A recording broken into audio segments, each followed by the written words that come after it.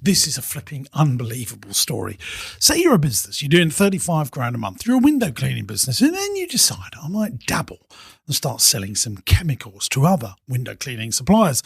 Well, very quickly, your business turns into a £2 million revenue business, and the last 6 months have gone crackers. They've gone gangbusters. And now this is a multi-million pound business.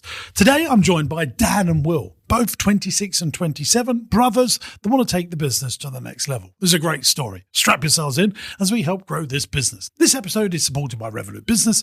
I want to share a bit about how we actually use it day to day across all of our businesses, because it genuinely makes life easier. There's also a £200 welcome bonus for new accounts. More on that in just a little bit.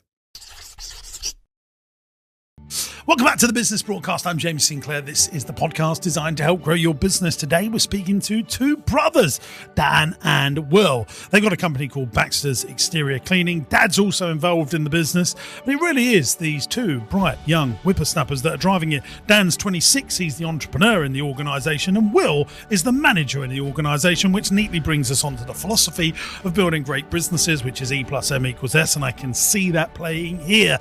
They've been going 7 to 8 years. Monthly revenue of £35,000. They've got a big team in the business of 11 people. The biggest challenge is, do we stay debt-free? Second biggest challenge is cash flow. Third biggest challenge is, how do we pay ourselves to keep it fair? We have different roles. Here's the thing, since they've spoken to us, there's a secondary business, a chemical cleaning business that's doing between 1 and 2 million of revenue on top of that. So really, when you put these two together, they've got sort of a 2.6, 2.7 million pound business.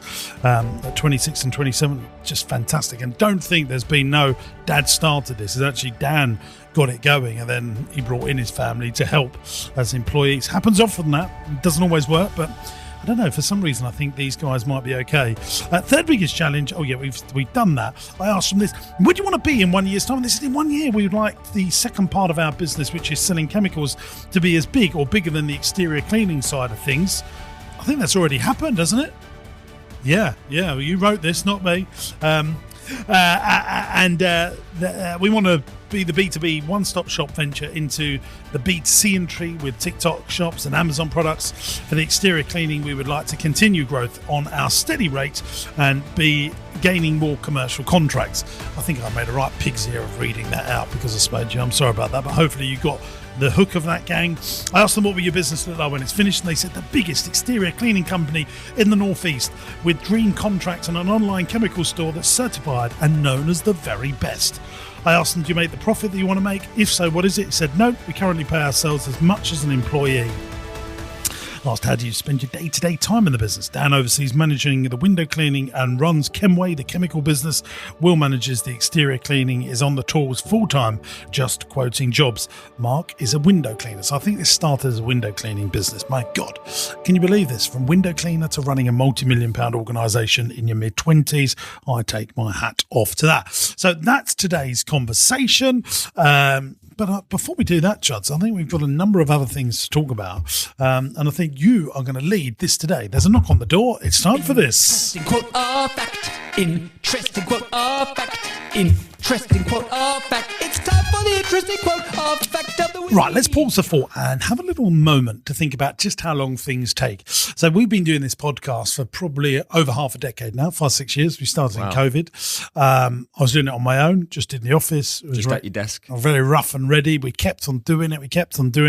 We built up some serious traction and audience. And Dan was listening to us when I was doing it on my desk. Wow. Then when we went into video and JB joined us for a couple of years. And by the way, if anyone's wondering, where is JB? We're still friends. I'm just so flipping busy. I can't do block recording every single day. So I just do one at a time now when my diary allows. And that's really where the change has happened.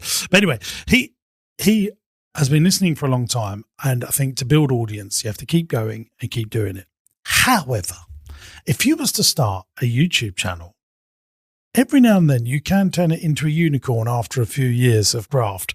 And I think that's what today's interesting fact or quote is about, as you tell us about what's going on the cinema and two content marketers and one very established grandee called Mr. Steven Spielberg. Over to you, Chuds. I didn't know that's where you were going with this conversation, but the interesting fact of quote of the week is coming from basically two YouTubers. Yep. I use the word YouTubers lightly. They're obviously very talented people, and saying the word YouTuber, like I'm a YouTuber and you're a YouTuber, we are not in the same category as these two talented young men. So at the cinema right now, the last month basically, number one film is Backrooms, and number two film is Obsession. And I think, given on whatever weekend it is, they've both alternated first and second place in grossing profit. Then Steven Spielberg. I think just pause there, just so people understand that. Yeah. So this is audience opening weekend ticket sales, essentially, to go into the cinema. To go to the cinema, yeah. So people have gone to see these two films, Backrooms and Obsession, and they're number one and number two. Yep. On the Western world cinema things, America, Europe, and America and the UK. Yeah. Yeah. Okay. Yeah. Also, Steven Spielberg has just released a film, which apparently is very good. Yeah, by I've the heard way. good things. And also Star Wars, Disney have just released something. So yeah, I mean, let's just pause for thought here. So we're talking about Disney, probably the biggest media company in the world after Netflix. Yeah. Yep. And then Steven Spielberg, which, unless you have been living under a rock, you know, arguably certainly one of the most established filmmakers of all time. But let's just quickly go over his repertoire. You've heard of Jurassic Park. We've heard of Shaving Ryan's Privates, as I like to call it, or Saving Private Ryan. We've also heard of Schindler's List. Schindler's List, a fantastic film.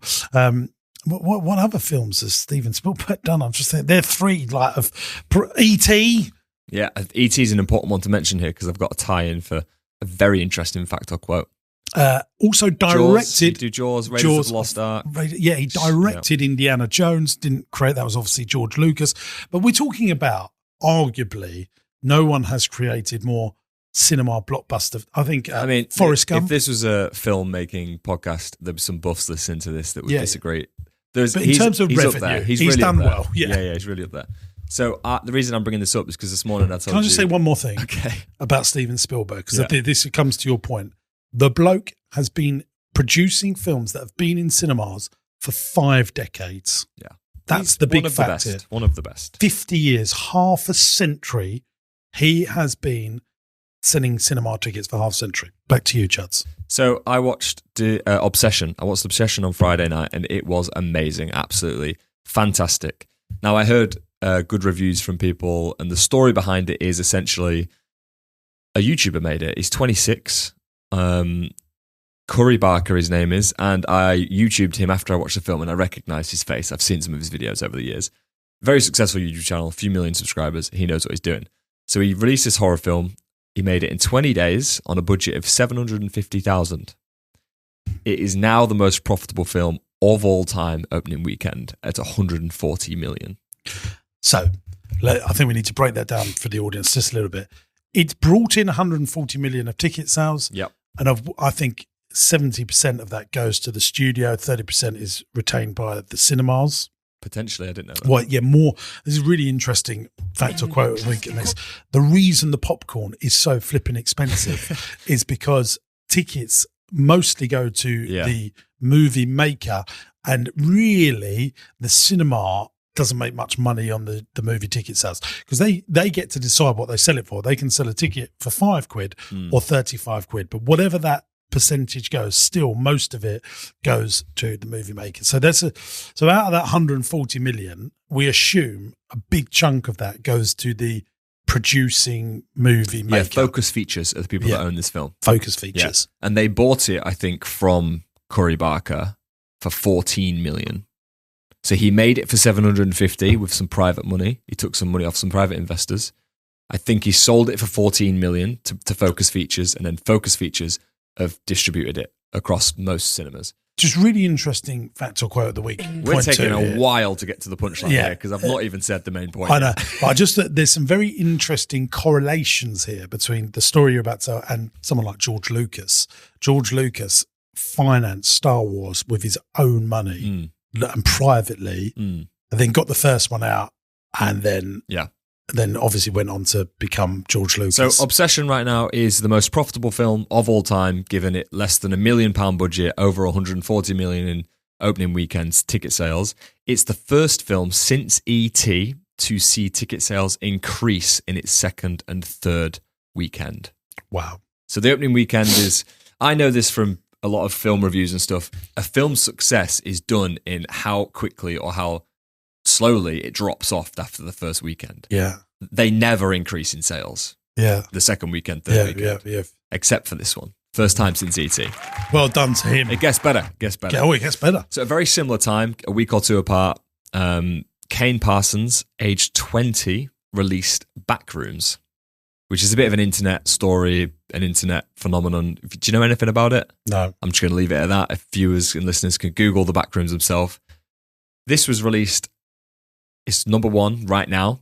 It's released similar sort of time as Obsession. £10 million budget, £81 million opening weekend. 21 years old or 20 years old. The audience break. Just a 20-year-old. It's crazy. Has got the number one film. Yeah. A 20-year-old, a YouTuber. Yeah. I mean, very talented filmmaker. I think YouTuber just discredits it, but he has a YouTube channel, yeah. Audience breakdown for this is crazy. So 86% of ticket buyers were under 35, 2/3 were under 25, under 35, 2/3 under 25, and 44% were under 21 years old. So this has literally brought everybody out of their bedroom to go watch it. It's mad. This was A24's movie. They bought it, and it beat their previous release was Timothée Chalamet's Marty Supreme. Wow. So I think comparing that to Steven Spielberg's film, which cost $111 million, opening weekend of $93 million. Didn't even break even on its opening weekend. Whereas two YouTubers in their 20s have released films that cost about $1 million and have made over 100. I mean, these are the sort of profits that would make Pablo Escobar jealous. That's crazy. It is unbelievable. And I will say Obsession was outstanding. One of my favourite films.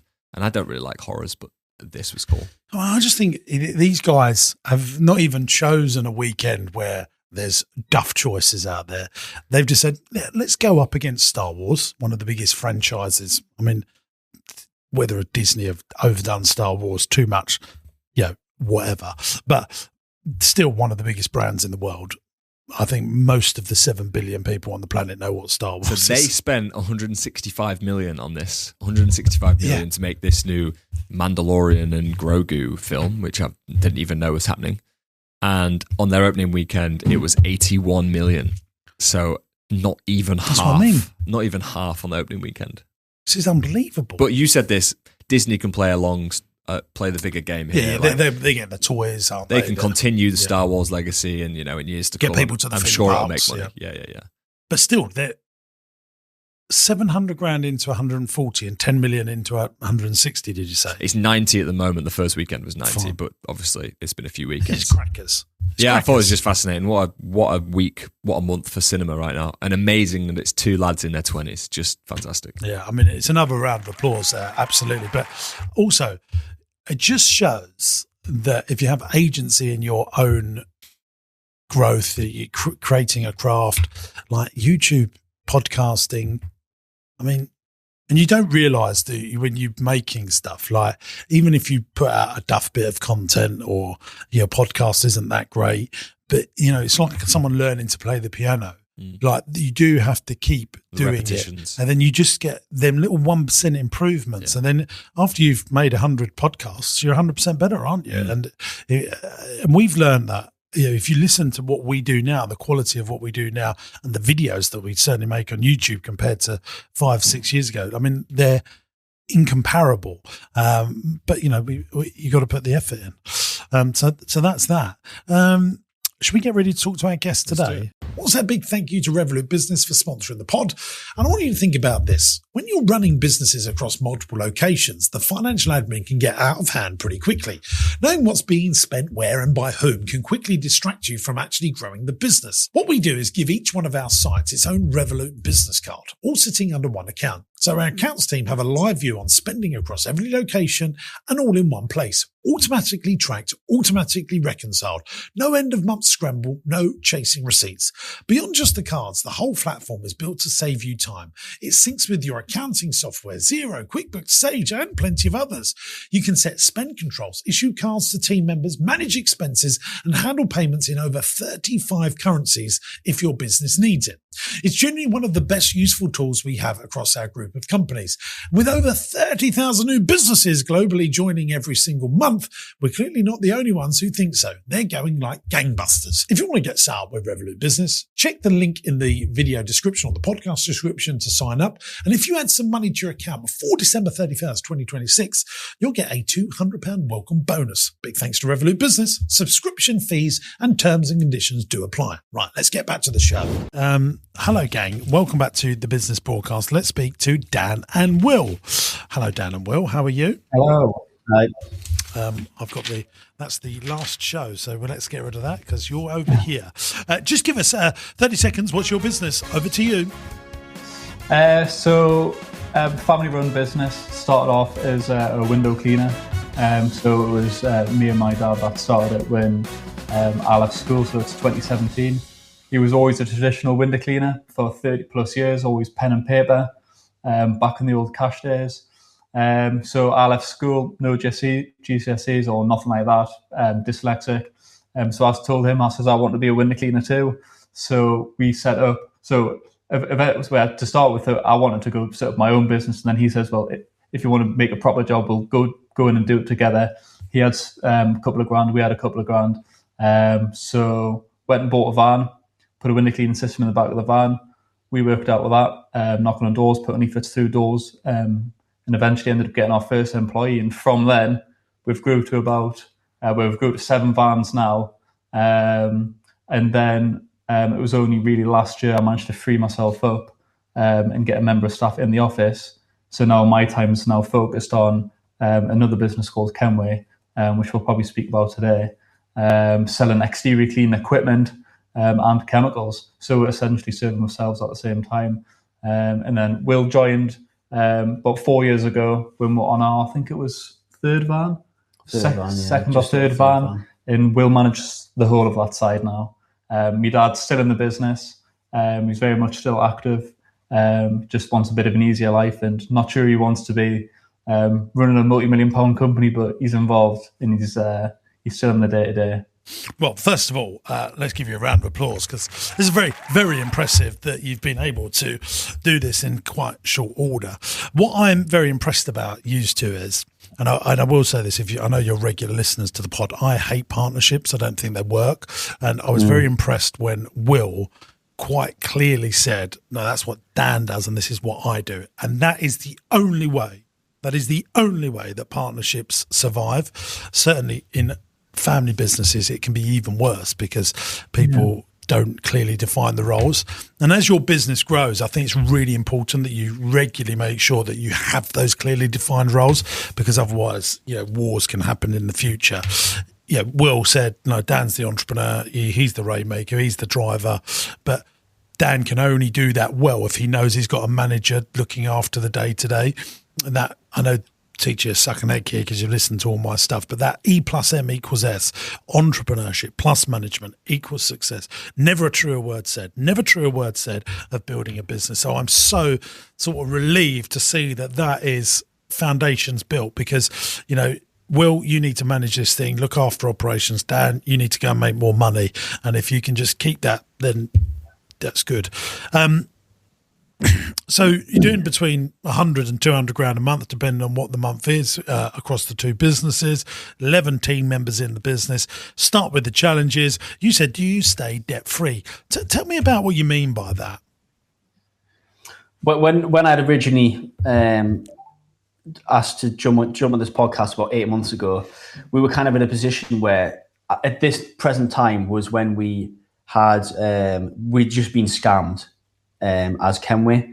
So we were just kind of bootstrapped, trying to get as much out as we possibly can with limited resources. And how much was it? How much did the hit we took? Yeah, so it was November last year when I opened a Shopify store and ended up taking a card payment over the phone. Actually got frauded £9,000. And this is in the middle of winter where really like business isn't the best because both of them are quite seasonal. So really, had to sort of improvise and so really we were debt free, and then we took a small loan out just to get us back up through the door. But throughout all the years of running business, I think it's old school with me dad was always buy things outright, buy the van outright. You don't know if you're going to have the work next month.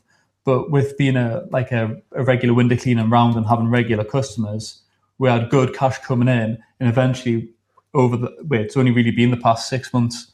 We've actually started where the last couple of vans have been on HP. So we're not taking chunks of money out of the business. Let's just talk about two things here. So good debt and bad debt. I mean, if you're borrowing debt to live, then that's not good. But if you're using your cash reserves to go and buy finances, and you can get low rates of finance, and you could be using that as a deposit to buy a commercial property to rent out to make more money, we call this in business cost of total capital deployed. So if there's a venture capitalist and you was going to go and open, I always use this scenario, 4 coffee shops, or you could buy the freehold of one coffee shop for £1 million, but you could go and set up 4 coffee shops for £250,000 each and lease the buildings. Yeah, technically, just on an Excel spreadsheet, leasing the 4 buildings will make you more money by using your £1 million to go and open 4 shops rather than owning one outright and one coffee shop. But if anything goes wrong, you'd still own the property, which is, and I sort of sit in between the middle of both of those schools of thoughts. But if you do, say, end up having £100,000 in the bank and you go, right, let's go and buy 3 vans, I would probably go, well, no, let's lease 3 vans and put £100,000 into a commercial property that's going to build us long-term family generational wealth over a period of time. So think about cost of total capital deployed. If you can afford the lease finance via the rental income that you're going to bring in on that commercial property that you could buy that pays for the vans, just for argument's sake, I would say that's a better use of the money because you'll benefit from that revenue forever. You'll also benefit from the capital growth. And if something happens to one of you too, if you get ill or something like that, having a lot of commercial property around you can give you a nice little warm feeling inside. Yeah, I think for us, with having very little money in the bank, I suppose at the time was, let's say, the cleaning side had 20 or 30 grand or whatever in the bank. With being a new company and on the Kenway side selling the equipment, we were too new to get accounts with suppliers. Yeah. So we needed that money. Yeah, absolutely. Go buy machinery and then sell it. But obviously now we're on 30-day or 60-day terms. No, but what I'm trying to say, Dan, is the philosophy here, not the current situation. Because what's going to be the philosophy in 10 years or 5 years? Yeah, if you've got £1 million in the bank, are we going to buy all the vans outright, or are you going to put £1 million? Yeah, so I'm just telling you what my philosophy are. It's up to you. But that's do we stay debt free is very different to the immediate cash problems today. I feel like we've already crossed that bridge now because the past 2 vans we have financed. Yeah. It has freed up some cash. So the way the companies are now, it's just happened today. We're at the point now where the one company's paid back the other company because Baxter's had completely bootstrapped Kenway. So now, because at the time, it's still as it is now at the minute, you've got like me brother and me dad and a hand in there who we're all taking wages from Baxter's. So like Baxter's, we don't know, like this is the thing with the numbers, we don't really know our numbers at all, to be quite honest. Well, that's got to change. Yeah, it really has got to change. Why don't you get yourself a part-time bookkeeper that produces your monthly profit and loss? That'll cost you £200 a month for someone to come in and do that for you, do your bookkeeping and say, this is this month's profit and loss for business A and this is this month's profit and loss for business B. You'll become more profitable overnight. I feel like we're just at the stage now where we can do that. So that is the next step, 100%, is getting someone in-house who knows that thing. Well, I mean, you guys can learn it. I mean, what do you use? Xero, Sage? Xero, yeah. Well, so I'm logging into Xero all the time, but it's only as good as your bookkeeping. Yeah. So it won't make sense because the wages don't reflect. So like you've got potentially 1, 2, 3 people getting paid from Baxter's who are working in Kenway. So the profits. A good bookkeeper can intercompany or cross charge, so that you need guys. You can't be running, a couple of £1 million revenue business without good management accounts. We've been chasing our tails, but I feel like we have literally just over the past, say, 2 weeks, gotten to the stage where we're ready to make that step now, isolate and remove things from one business to like separate them, give them different you can have a consolidated. bookkeeping. You need to have management accounts for company A, management accounts company B, and then a consolidated of both. So the top code, so you can see. I mean, you just got to do that. Yeah. 100%. Yeah, the thing is, with Kenway growing so quick, it literally went from 0 to doing 160 plus per month in less than 1 year. It's like there's one thing, like we didn't even know how much stock we had in the warehouse. We didn't even know the value of the stock in the warehouse for even insurance purposes. Like it's grown that quick, and everything's been really in the head instead of in software. But now it's starting to get into software. Yeah, you just need to pay the £17-20 an hour to someone to do that, so that it never becomes a problem. Yeah, you can't be running something, and you'll become better business owners for it. The second thing is, sometimes we need a burn the boats philosophy. Do you know what burn the boats means? So this is an old. Do you know this phrase? Yeah, I know where you're going with it. Yeah. Yeah. So I can't remember who it was, but it's a historical story. Like a Japanese war story, isn't it? Yeah, I didn't know if it was Japanese, but anyway, so this army are going to invade this island, and the odds were stacked against them, or it was a 50-50 win, if you like, whether we would survive or not. So the army go and land on this island a few hundred years ago, and what the general did was burn all the boats, so they couldn't get off the island, so they had to win the war. And sometimes I think entrepreneurs and business owners need a little bit of burn the boats mentality. If you put the backups in place, and I'm contradicting myself, of course we want backups to make sure that we survive, but if you've only got one option and the odds are stacked against you, you have to fight the fight, don't you? I think, I just thought about that when you said it. I thought, I'm going to part that little story with you. Sometimes you have to burn the boats, so to make sure that you thrive to the next level rather than have that constant survival mentality there. Yeah, I suppose a good question would be at like what point would you recommend getting an in-house accountant or like an in-house bookkeeper? Or would you just jump straight for a... If I had a £2.5 million business, which you're saying you've got, I would have it 6 months ago. I would be paying a finance person before I paid myself. Yeah. Because you'll become more profitable overnight. They'll do your stock takes. They'll find you money. They'll be free very quickly. Yeah. You might only need someone 3 days a week, but they'll chase all your debts. They'll say they'll teach you stuff, and you go, oh yeah, I didn't know that. Maybe that's too cheap or that's too dear, and they'll be good for you. And you think you would do this so they manage both companies? Oh, absolutely, yeah. Or do you think it would like cause complications and the distract from one and the other? No, I think at this stage, you just have someone do it for you. Your next big change is cash flow. What is it? Because you put money into stock. Yeah, so I mean that's not that. In fact, it's not really that much of an issue anymore. As I say, that whole list was made like 6 months ago. Stuff's changed. I mean, 6 months ago, I didn't even have credit accounts with suppliers.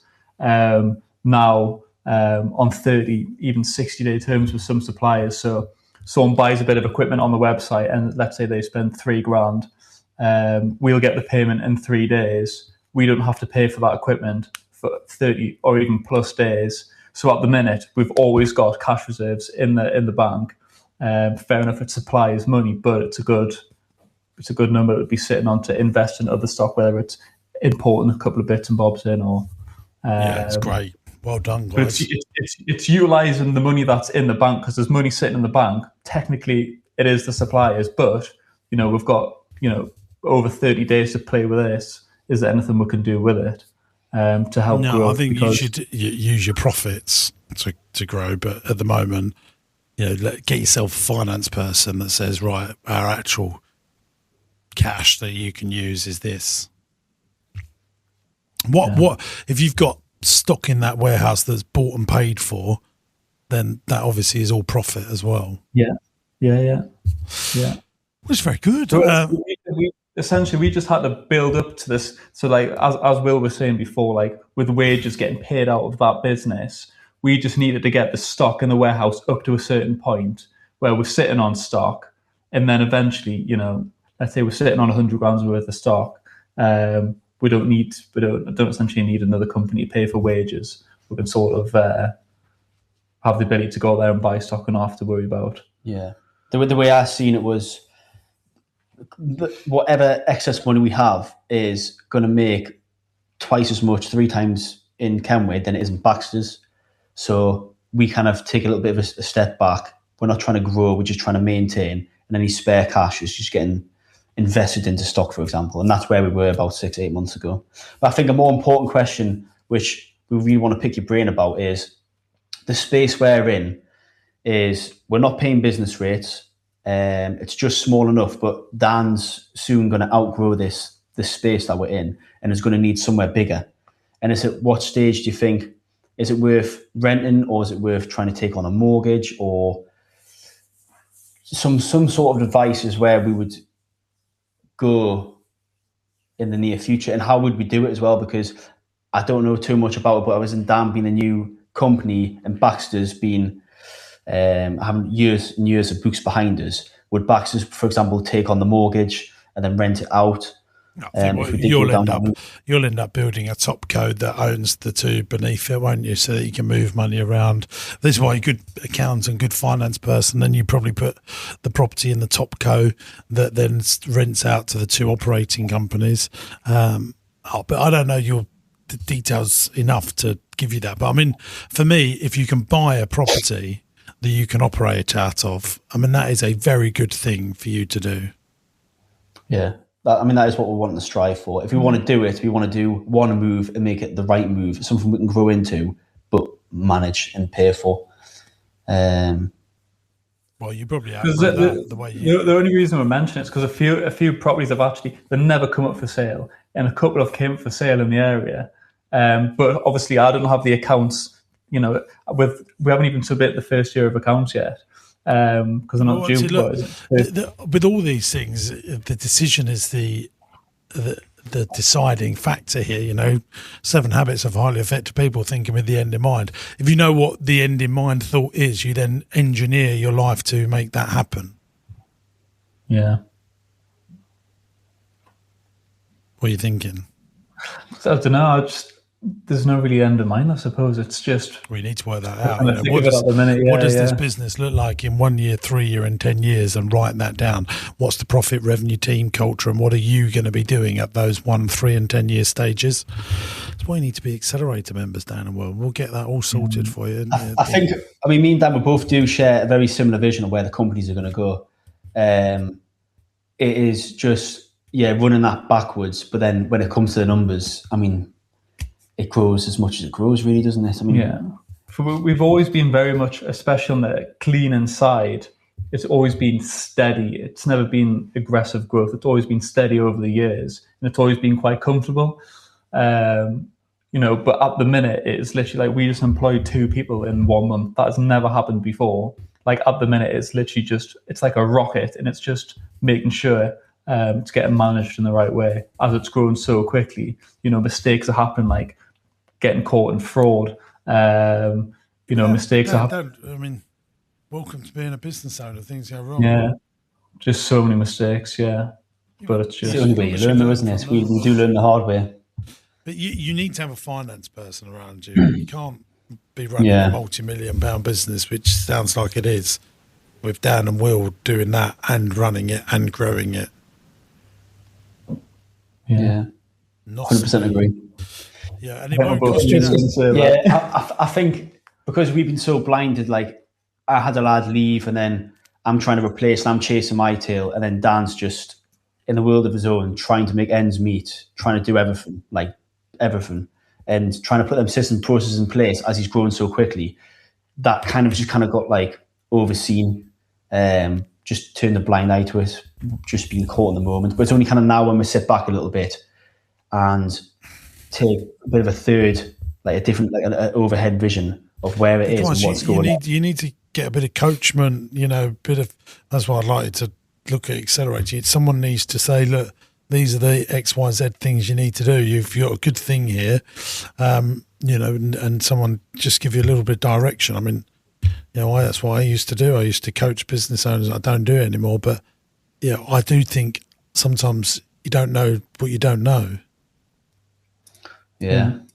Sort of having a mentor, really. I mean, that's why we listen to you every day. It's because you say these little things and they do stick in the back of your head 100%. And, you do put them in effect. So many things. I mean, that's one of the reasons why we built another company on top of a cleaning company, is because I'm passionate about it. I know what all the equipment is, and it comes natural when you try to sell stuff, or the knowledge is so natural. And we will always want to stay in the cleaning sector. I don't want to diverse into other things, but it's folded into the same ecosystem, isn't it? Yeah. There you go. Look, you are using the right. It's now time for this. I don't know if you can see this. This is the big question jar. And I'm going to ask you a question. And you two have to argue it, answer it. Let's ask the question number 1. You ready for this? Which area of the business do you feel you understand the least as an owner? No, I think we know that. Finance. Well, you know what you need to do. Just employ a bookkeeper. I'm not asking you to employ a fully super duper accountant. Right, okay. Come on then. Let's ask the next question. Here we go. Oh, Chudley is looking in over there. Where do you feel the business is currently underperforming compared to your competitors?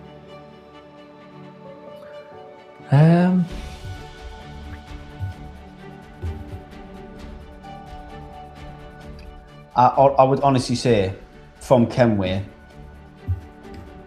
we're at the same level. I don't know. I wouldn't say the same level. I don't think. I think we have the ability to just, inside a year, what we've done, say 3 years time down the road, we should be the Screwfix model. We really feel like we are already the best at what we do. I don't really look at any other company and want to be them, to be honest. Not in our sector. Good. All right. What recent business investment hasn't delivered the return you expected, and why? Let me say that one more time. What recent business investment hasn't delivered the return you expected, but why? Weston? Yeah, maybe he's investing in becoming a dealer for a brand, and then not selling the products, maybe. So investing in products that aren't selling, because for us to become a dealer of a certain product, we paid, it was it was over £10,000 in. You invest the capital into it, but the demand's not really there for the products. So, well, you bought £10,000 worth of stock. Yeah, to become a dealer of a product, yeah. That's but any other investment wise, not really, no. What are you doing content marketing, like sending offers, emails? Yeah. So one thing we did start was we started doing TikTok. Dan started first, and you just see the rate of growth. If you match TikTok, for example, social media with the way the growth was, it's just hand in hand. It's been massive.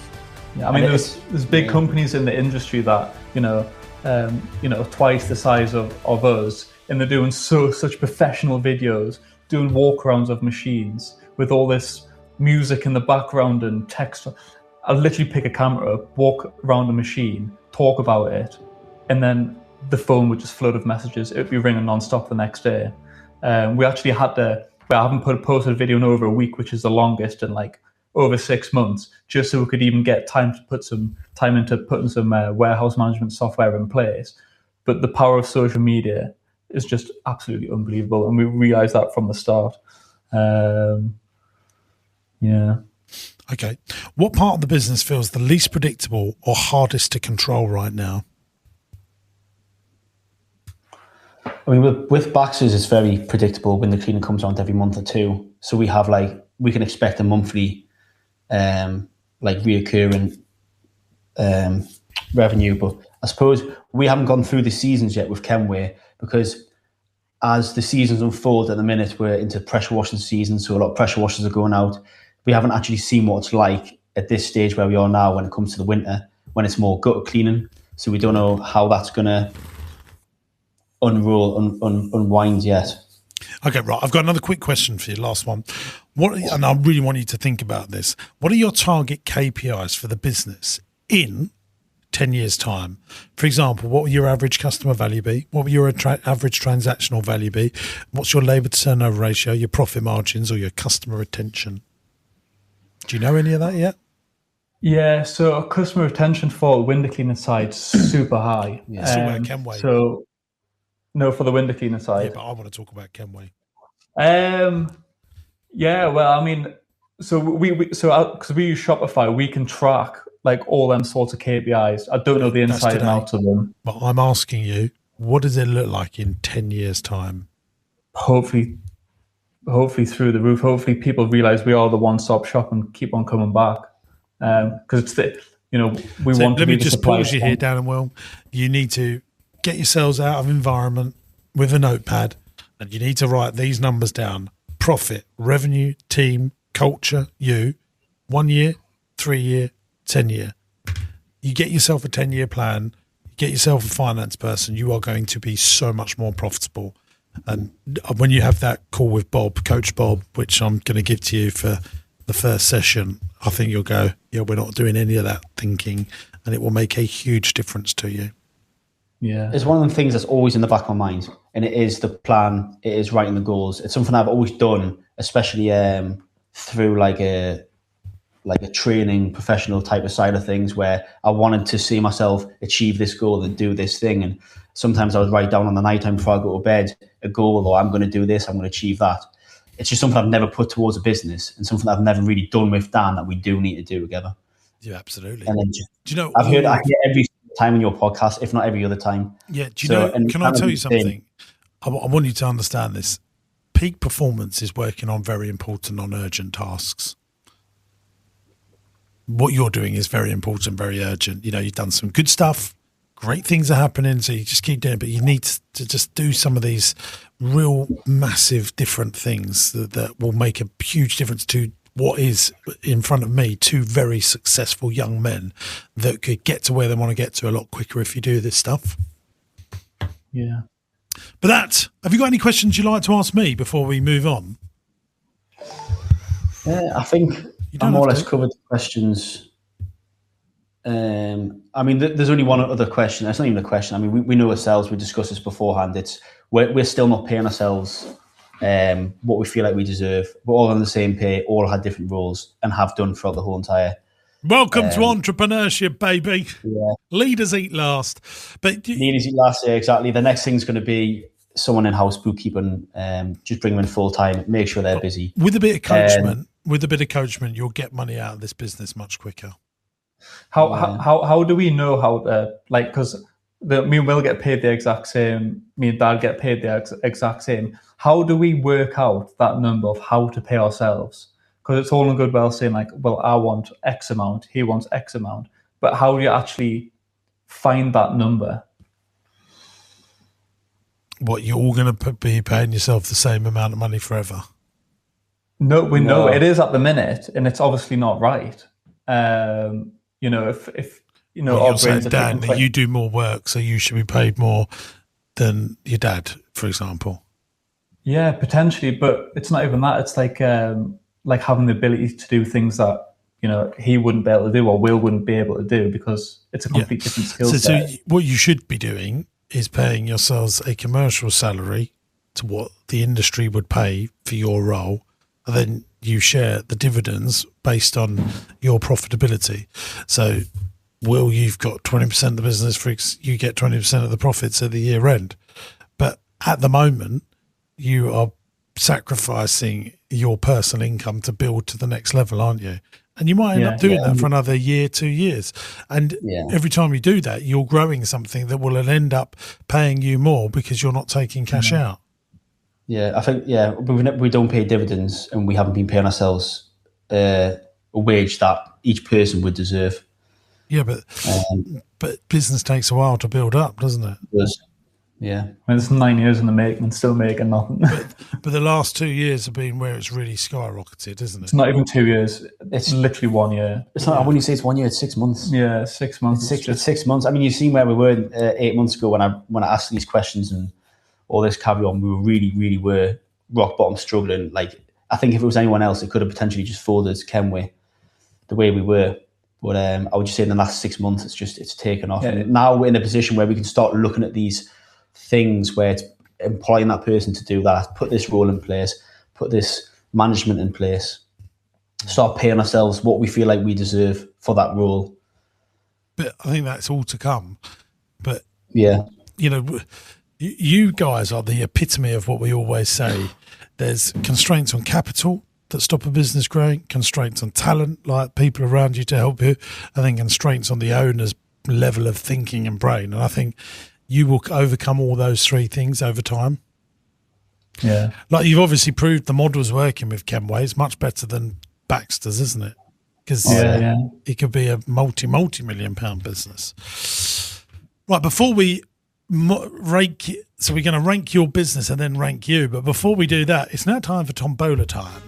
This is part of the show where Michael Chudley now twists the tombola and brings out a mystery ball. Dan and Will will be playing along as we play Guess the Company. Number 11. Number 11, all the ones? Legs 11. Legs 11, there we go, baby. So we should definitely, Chuds, we should, that, I Here just we go, another jingle incoming. No, I think we should get 1 to 44, whatever it is, on bingo, and as we read them Play out. it out. No, you have to read it out. So all the ones, legs 11. What is it? What's two little ducks? Quack, quack, 22. Do you remember that? You been bingo, Dan and Will? You're a slightly older generation now, aren't you, James? Bingo's getting popular again. We're not that young. Not that young. Right, so do you know how this game works? Have you watched this on the pod? So, black envelope of death. And inside the black envelope of death is a white piece of paper with a green piece of paper on top. And underneath the green piece of paper is a company, their logo. And I'm going to read out something about said company. I don't know what it is. Michael Chudley doesn't know what it is. Dan and Will doesn't know what it is. Producer Stevie does, and she doesn't join us today, so we can play along. I'm going to read it, and you have to guess what the company is. Now, the company rewards healthy behaviour with weekly incentives like free coffee or gadgets, turning small gifts into a way to prevent costly insurance claims. It communicates weekly with its members rather than typical once-a-year check-ins using health tracking. In 1992, Adrian Gore left his actual job to reward health, not sickness. 3 decades later, the company covers 1.9 million lives and is the UK's third largest health insurer. So who's the third largest? Oh, God. I can think of insurance, but I don't know how big they are. So who are you going with? Like Vitality. Yeah, Vitality's the one. I think I'm with them, and they want my tracking deed. I mean, I've not really done anything with it, but they keep sending me notifications. I think it is. The Vitality's the only one I can think of. Can you think of who this might be, Dan and Will? Not at all. Wouldn't have a Scooby-Doo. Dan and Will, you're not helping here. So useless. Let us down there. I'm going the same as you, Chance. Vitality. Are we going with Vitality? Let's do it. Okay. What does it say? Well, hey. Vitality. There you go. Big round of applause here for Michael Chudley. And 2 points to us. What do you win? You win a mug. There you go. Right. Now, we're going to rate you now. So we're going to say goodbye to you two as we rate. I don't know who we're going to rate, Dan and Will, or together? Rate the whole thing. Rate the whole system. And then we're going to rate the business as well on our sort of model analyzer. Okay, Dan and Will, I'll see you when you're older. Goodbye, Dan and Will. There you go. Right. So before we rate Dan and Will, I wanted to just say to any established business owners out there, we are running the retreat, which is in the south of France in beautiful Provence for a few days. It's 4 days, Friday, Saturday, Sunday, Monday. Exactly, yeah. And it's a beautiful hotel. And if you are in business, you're doing at least $1 million of revenue, you've got some management around you, but you're frustrated, you want to go to the next level, I think we've got 5 tickets left. So if you'd like to come along and join me to find out how to buy companies, commercial property, raising finance, getting your business into a more profitable place, we'd love to see you at the retreat. And let me tell you now, last year it was I'm not just saying this, some of the best 4 days that I've ever spent in my life. That were real community and friendships, lifelong friendships. I was about to say the dinners were really, really good. The dinners with everybody and just hanging out and it's not something that you do really, hang out at a bar or a pub anywhere, but with like-minded people. Yeah, but you really enjoyed that socially. The people there were fantastic. So. Yeah, it's just it was an energy-giving room. It was a art of the possible room. When you're around millionaires and entrepreneurs that just go, yeah, we can do this. We can absolutely flipping do this. And they've gone on to do great things. A few people have exited their business, done very well out of that. So, yeah, I'd love to see you there at the retreat. If you'd like to find out more details about the retreat, they're on my website, jamessinclair.net. Right, let's get into a little rating here of our entrepreneurs, Dan and Will. So we grade entrepreneurs on 8 key traits, starting with the end in mind. They definitely don't get that. Passionate about their cause, I think they are. Untold amounts of resilience, they've proven that. They master relationships with people, I think they got that, didn't they? Commercial awareness, not enough. They innovate so they don't evaporate. Yeah, I think the TikTok-y thing. That. Yeah, I think they've done that. Master marketeers, they get in there because they're making videos and stuff, but I'm only giving them half a point for that. They stay teachable and curious. That's 1, 2, 3, 4, 5.5. Come on, babies. You're having a laugh. That is having a laugh. That is a good score. Very, very good indeed. Not many people get over 4. And they were nearly on 6. And if it was a 6, they're full of entrepreneurial tricks. But at the 5, business is going to thrive. Right, now let's mark the model of the business. So we look at 4 key areas. We're looking at marketing and a return on investment on your marketing. So we decide a good business has, not whether you're good at marketing, but if you put some time, effort, energy, or some dollars and pounds into marketing, does the business model give you a good return on that? So let's think about, like a day nursery, you put 100 quid into marketing. If the person stays around 4 years, that's £48,000 worth of return on investment on your marketing efforts. Other businesses don't get that nearly as much. So I think, which business? The whole thing? I think we go with the Kenway thing. Okay, fine. So let's do the Kenway thing. This is the cleaning supply to window cleaners, carpet cleaners. Just to chime in, we made a video this week that I'm editing right now, and one of the business models was literally that. Yes. You named 8 of your favorite types of business model and the industry that they're in. Yeah. And cleaning materials wholesale was one of them. Yeah, wholesale to B2B. That keep on buying from you. Right. Including, yes. So the marketing, I think, if they'd done some Google PPC on this, I think they would, because once they've got a customer, they stick around for a long time. So I'm going to give them a 10 on that. Margin, I didn't find out margins. I reckon they're quite competitive. So I don't know where we go on that. Middle of the park? Yeah, let's give them 5. Because, people will buy on price. Management, I think you can put good management into it and you'll get a return on that. I think they're not doing that yet, but I think the business can have that. And it'd be easy. Yeah, I think that's good. So and then the overall model, what do we think about it? Well, it's a repeatable model. Once you've got a customer, they keep buying again and again and again. They can't do that job. They can't clean windows, clean floors without topping up their chemicals, can they? I don't think people will not get their windows cleaned or their carpets cleaned in an economic downturns. They might do it a little bit less, but people always buy. I think everyone that works for me has bought cleaning materials at some point in their life. But let's give that a 9 because it's not absolute. Could do with some regulation or something, couldn't it? Yeah. That would make it a 10 for you. Yeah, there's no regulation. So what have we got here? 34 out of 40. That's good. Very good score. That is a good model business. We are actually making a YouTube video that will come out on the main channel. It'll be out, I think, by the time this one comes out, possibly. So to those of you that don't know, there are actually 2 YouTube channels, what we call one, the main YouTube channel, which was the original, which has our long-form scripted video content. Soon we'll be in the cinemas as well, making horrors. Maybe. Or maybe not. And then there's this one, the podcast one. Right, I think we've covered everything, haven't we, Chance? That's good. Is there anything else we need to do? Good.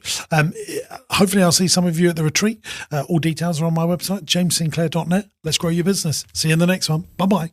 If you've loved listening to this podcast and you think, oh, that's a bit of me, I've got some challenges and I'd like my business exposed to the tens of thousands of people that listen to this podcast, then good news, Captain, you can apply to come on the podcast. There's an application form. Just check out the podcast description and we'll see you there to help grow your business.